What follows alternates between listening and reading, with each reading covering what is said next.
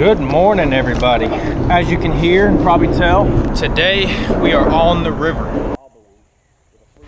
There it is. It's late summer, nice and cool. So we're gonna try to go catch us a smallmouth. It has been about, we got some rapids up here. Let me put this down and focus up here.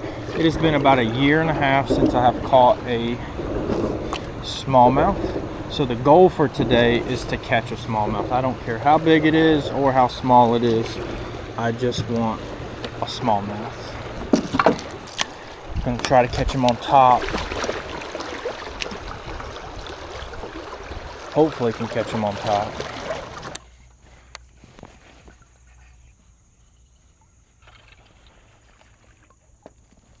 Bro, there's hydrilla in here. That's crazy.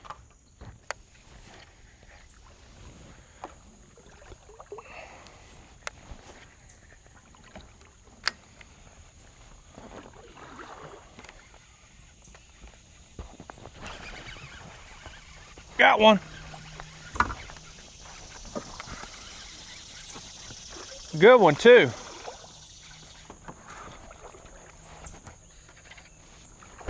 Oh yeah.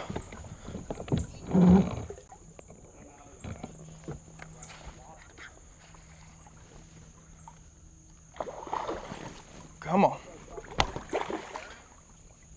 Get off that tree. Get off that tree.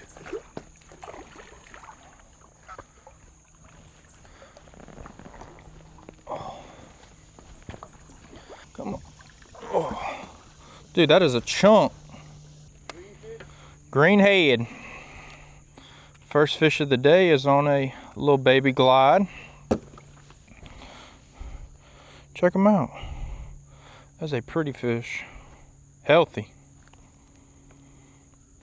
Thanks, pal. Getting the skunk out of the boat. Well, that's pretty cool. Took us about 15 minutes to get the first fish.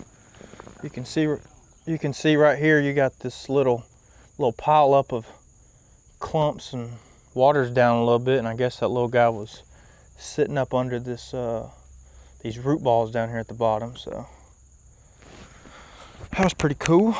Tried to catch him on topwater for the first 30 minutes, but then we got into some slower moving water, and I was like, well,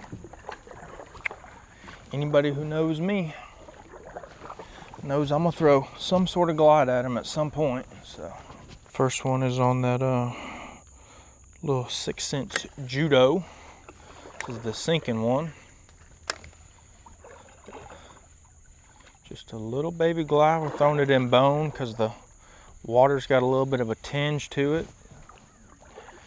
I don't think you can really ever go wrong with bone, whether it's dirty, clear, murky.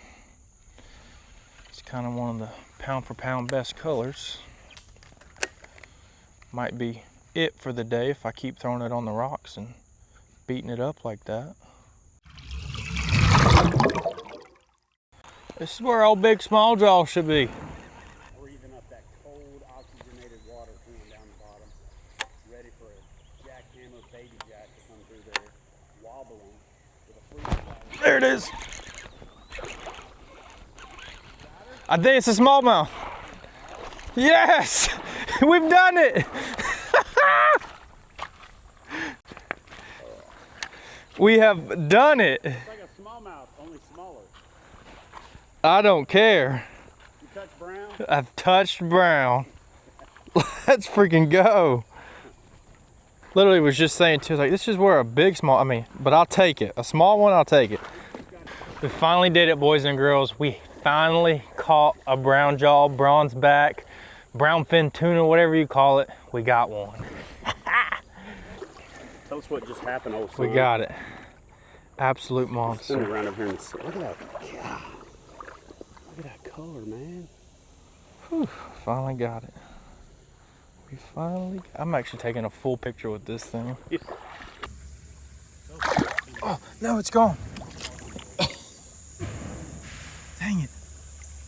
Look at it go. Well, I was trying to get a little video for just a little vertical piece to post on the gram, and did the old shakaroo and we lost it. So, but you saw the video as I just released it. We got a smallmouth. Let's freaking go, baby. Got to a pretty good looking stretch here.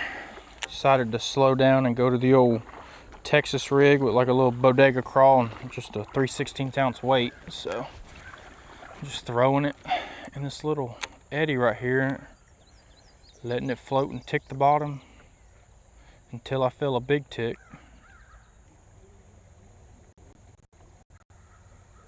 Here we go.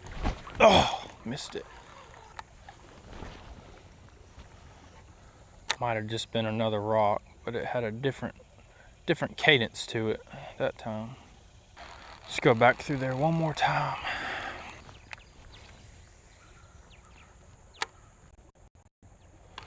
Nothing. Well, like I said, we slowed down and then just went to a little baby Texas rig. That's just a 3/16 ounce tungsten weight.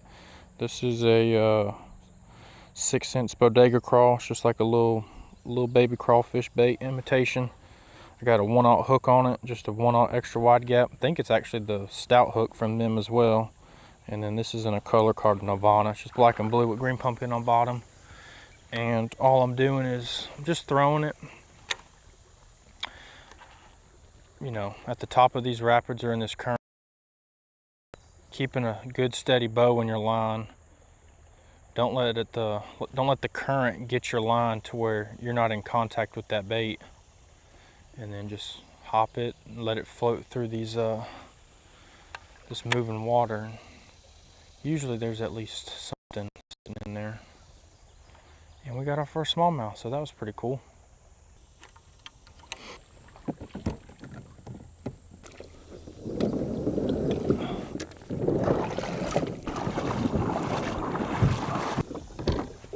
Let's go to the next spot.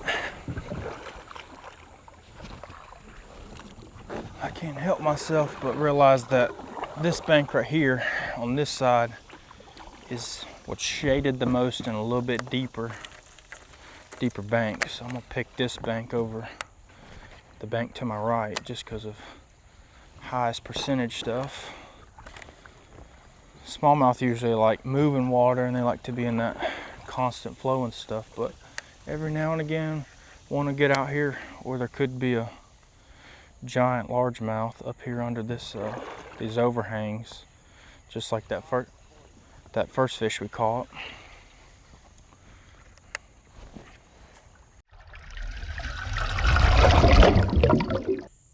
Oh, come on. Look at this. Look at this.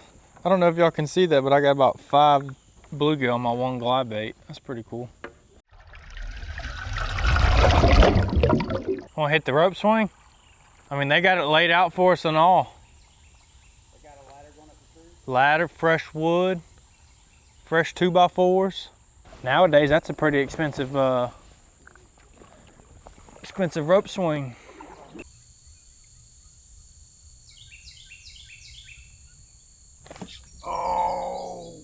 Oh, got him. Yeah. Oh, dude.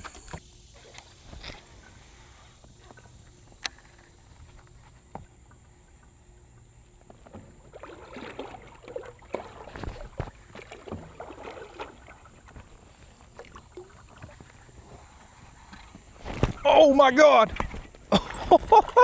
At the boat.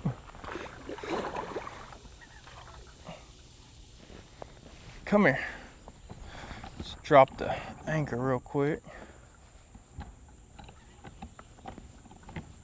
I was just thinking to myself too, how is there's like 3 stumps together? How is there not at least one? What is it? Is it a brown dog? It is. Get up in here. Whew. Well, we're going the wrong direction. This one's a lot smaller. Water's getting a little murky, so we tied on the old spinnerbait, soul spinner bug. Number dose. Pretty little dude. Scared the absolute piss out of me. But I appreciate you, big dog. He'll be a big dog one day. Just not today. Just not today. on the old spinner bug.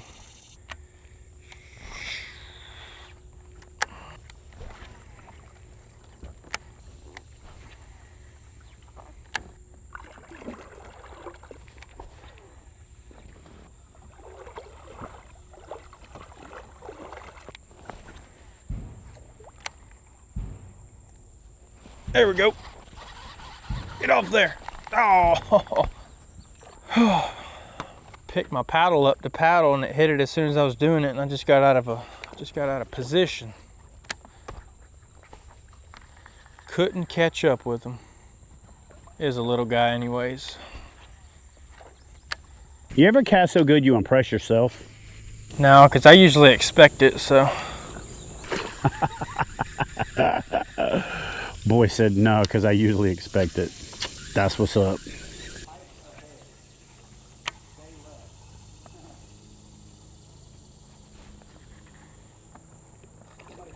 Here we go. This might be a better one. Nope. I'm just so excited.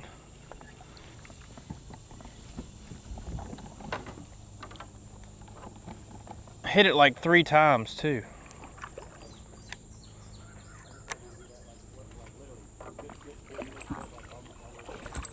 Oh, this is a pretty one, man. Yeah. A pretty one.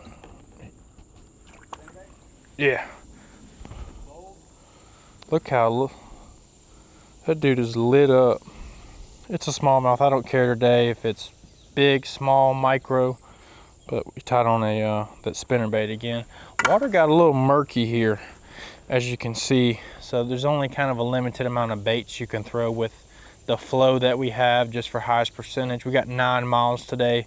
Got on the water late, so we don't want to take our time and end up here after dark. So we got storms coming later too. So we're trying to use it as an exploratory. But man, that fish is healthy. I appreciate it, pal. It's a pretty one. That's spinnerbait. We've caught the last 2 on. This is just a 6th divine spinnerbait. This is a 1/2 ounce, and then it's like that chartreuse and white. I'll try to find the exact color and post it down all in the links in the description. And you know, gold and nickel Colorados. Popper drop shot up and move on to the next spot. You gotta have an anchor when fishing rivers, man, especially when you're doing the flowing with the river, the floating, I should say. Just being able to stop, deal with your fish, not to continue to flow, is just so amazing. It's actually will save you in a lot of dangerous situations too. You're like going into the rapids where it narrows down, you hook a fish and you're like, oh crap, what do I do? Be sure to put some kind of anchor on your river kayaks. If you do a lot of floating, it'll put a lot of fish in the boat for you too, because you'll hit a little pocket and you want to fish it, you know, pretty slow, or you want to be able to make multiple casts at it. You can drop the back anchor off the RVR and it'll hold you in spot, and you can fish it. All right guys, we have hit, as you can see, hit a little bit of a dam, so I figured it'd be a good time to kind of walk you through or talk you through kind of what's going on so far. Beginning of the trip wasn't that great. We ended up finding a couple fish. We ended up having to tie the old spinner bug on right here, and then we've done a couple bait adjustments because the water is getting murkier and it's starting to flow a little more, as you can see, so it's kind of limiting my baits. So we still got the dice tied on, the abstract, because it's 2026, you got to have an abstract tied on. But we moved the bodega crawl, got to re-rig it, but we moved the bodega crawl with the 3/16 ounce bullet weight for the Texas rig to the spinning rod, because on the jig rod I'm going to go to a heavier jig. This is that bodega jig with the Congo crawl on it. I'm going to go to a bigger jig just so I can feel the bottom a lot better. And then let's see, we got over here spinnerbait, but then, you know, it's the creek, so we had to tie on this right here. That is the option. So what we got to do now is we're gonna take the boats, we're gonna go this way, we're gonna play it safe. You can see kind of right there a little bit of a drop through here instead of trying to fight this current. Could we do it? Yes, but you know, ounce prevention is better than a pound of cure. Let's get it. We could back out and paddle around.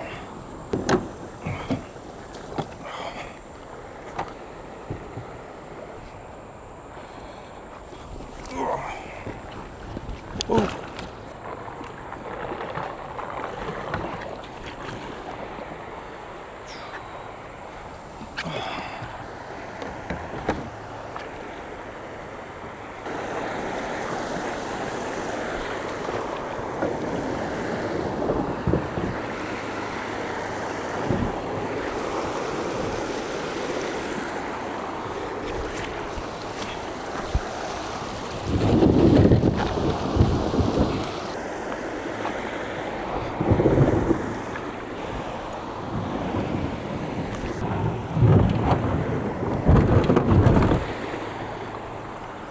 Easy as 1, 2, 3.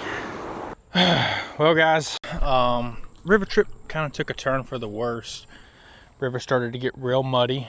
Also got to where like the flow was either too much or not enough. So just kind of got into some weird spots. And like the percentage of spots that you were throwing at weren't very high. So nonetheless, we started to suck it up and we're pretty much here towards the end, but figured I'd take a second and kind of just walk you through how I've got my RVR set up for this trip. I'm gonna be doing a full, you know, bow to stern, all the micro details and everything on how I rigged this thing out fairly soon, waiting on some more stuff before I kind of put that final video out. But let's just go bow to stern real quick. Up front, we got a 6-pound Anchor Wizard anchor. Obviously, just like every kayak build I do, we got the Rogue ADS. Got the Yak Attack dry bag with the rain suit. I brought it today because we had some possible storms if we ended up with low flow and ended up having to stay out here way too late. Have this little Lowrance graph. Sometimes I take it, sometimes I don't. This thing is nice, you know, when it comes to just finding water temperature and knowing exactly what depth I'm in. Very inexpensive, and it's, you know, pretty waterproof, and it's just got a quick little connector on it. Pop it out. Got a little Yak Attack track pack with some baits in it. It's like my chatterbaits and miscellaneous baits in it. Inside this is the battery for this thing. Don't pay attention to these holes. This pod right here is a pod that I use for like R&D before I want to, you know, fully, you know, invest in doing a pod from start to scratch. Got the catch board in case we catch something worth catching. Got the Yak Attack phone holder with the Rogue shield right there to hold the phone. I like to just pop it in that little corner and it's there. If I need to film something real quick, I can grab it. And then first time using these things, this is the new Yak Attack drop shot anchor reel. Put them on both sides. Left the handle out to the most amount of leverage you can move this thing in and out, which is pretty cool. So putting those things through its paces. Obviously going to throw a seat cushion on to make it a lot more comfortable for these longer floats. This float was about 9 miles. Got the sideline with all the batteries, you know, batteries, sunflower seeds, extra camera gear. Got the Rocky Talkies walkie-talkies back here to communicate with Chad if he gets further down the river. Underneath the seat, or kind of like behind the seat, I like to throw my little Yeti water jug because it's hot right now, like really hot. So throw my Yeti water jug in there. It keeps it out of the sun so the ice can, you know, stay colder longer. And then I throw my little Yeti day trip lunchbox with all my snacks in there. It slides under here fairly easy when I don't have the boat floating in a pocket, so it just kind of stays out of the way. It's about the same shape and form function as a Torpedo. Got a 13x16 Yak Attack Black Pack Pro. Inside it I got just a little battery for running the USB here in the back, which you'll see, you know, right there, a little 12 volt 25 amp hour. Got my little terminal tackle box. Got the Turtle Box Ranger just in case I want to get to jamming. And of course we're going to have the first aid kit, and then there's another track pack. Actually, when I'm not traveling, I take one, you know, the one that's in there, this one and that one, clip them all three together, and then they fit right there in that centerpiece, so that way I'm not driving down the road with them, and then I can pull them out when it's time to go, you know, fishing. Each rod I have the tether tube turret on. I actually like to take this tether tube turret and leave it loose because sometimes I want it up, sometimes I want it high, but it does have indentions to lock. And then we obviously did the vertical tie downs to the 3-foot Yak Attack cam foot. 3-foot, Lord, it's hot out here. 3-foot Yak Attack cam strap. And then right behind it we have the Starlink Mini. Just in case we didn't know what cell service was like here, so we just went ahead and threw it on there just to throw it on there. And then, like I said, I got that little battery in there, and charges that stuff and all those stuff. You can see right here we got this, got an anchor wizard with the anchor on it right there, holding this in this so I don't have to bend over. Bending branches paddle, and then that's pretty much it, guys. So I appreciate y'all watching this video. If you like this video, if you made it this far, be sure to hit that. YouTube apparently has a new hype feature, so hit that hype feature. If you enjoyed this video, it helps me out a lot. Like I said, I'm gonna link everything down in the description, and be on the lookout for a future full build on this. But let me know, do y'all like this kind of content?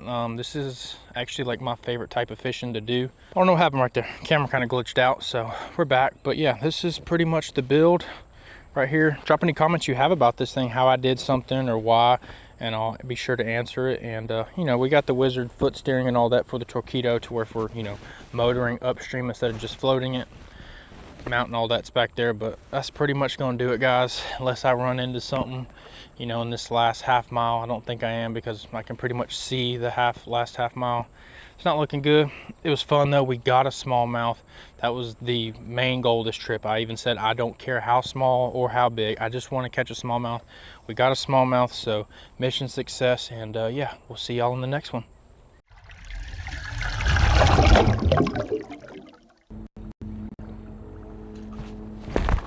Oh, it broke it off.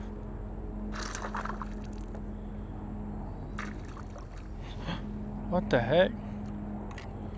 Little smallmouth. Glad it's a topwater.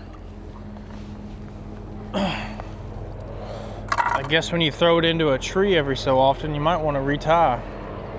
Guess that's what they call a little bit of adding injury to insult right there. Good trip, but got bad the last 3/4 of it. At least we got the lure back. Probably threw this thing in 10 trees trying to skip it in to do the whole, you know, we got to get in there with them to catch them, and then get hung up. And eventually you should retie. I didn't retie. I'm just glad that wasn't like a 4-pounder, because that would have been very heartbreaking. That thing was like 8 inches. Anyways, y'all thought I was done. Not done, but I'm done now. So we'll see y'all in the next video.